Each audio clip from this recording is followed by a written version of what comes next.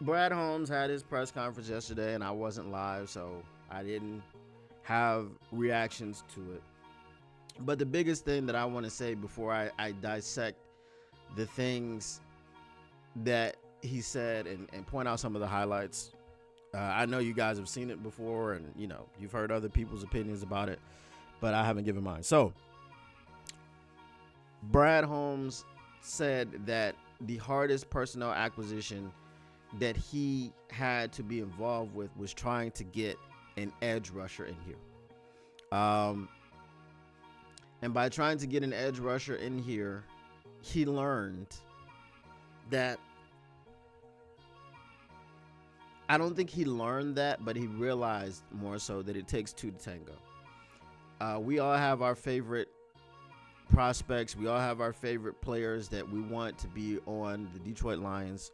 We want them to join our team. And sometimes as fans, we just think, hey, man, just go get that guy. Did he even pick up the phone for Max Crosby? Yeah, he picked up the phone for Max Crosby.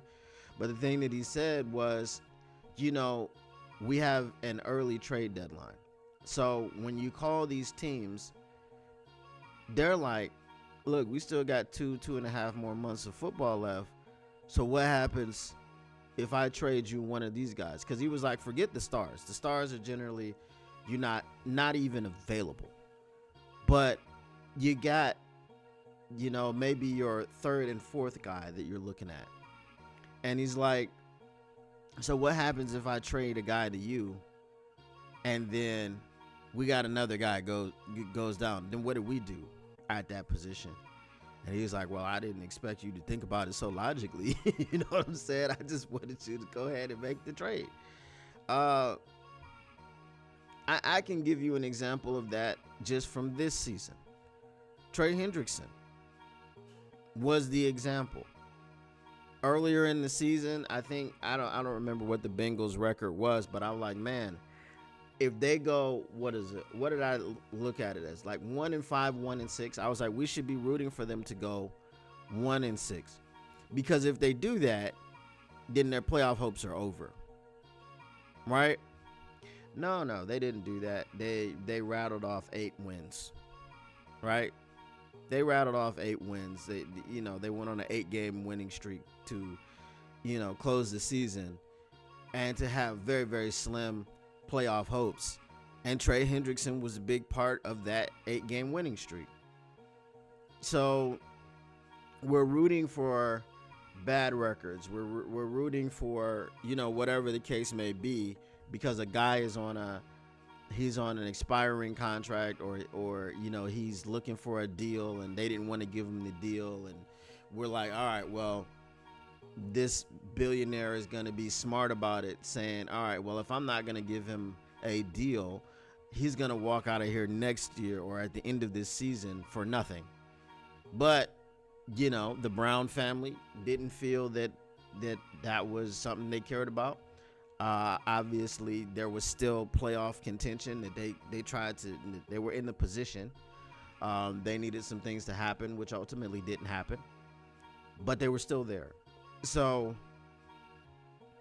I say all that to say that you can't just want a player to be on your team, and when that player doesn't get to your team, then you get upset about it. Now, the thing that I do understand getting upset about is when you want that player to be on your team and then he didn't get on your team, but he did go to another team. He was traded to another team, and he's traded to another team for a 5th rounder or whatever the case may be. And you're like, damn, they couldn't have put in a 5th rounder for that guy. They couldn't have given up this, that, and the third thing.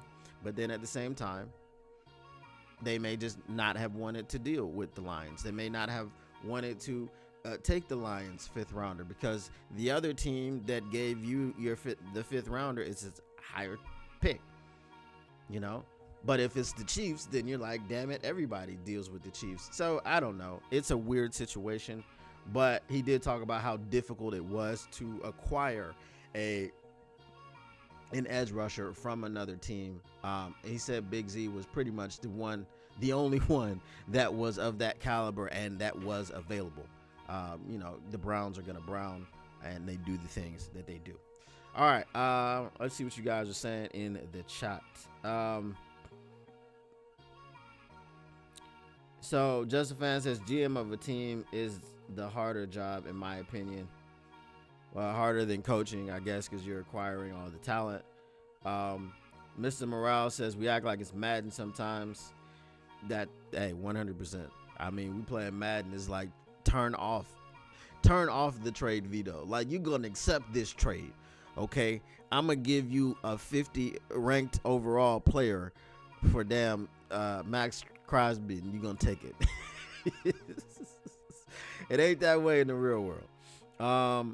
TaylorMade says, here's the crazy part. Brad is explaining basic supply and demand after his club goes 15-2.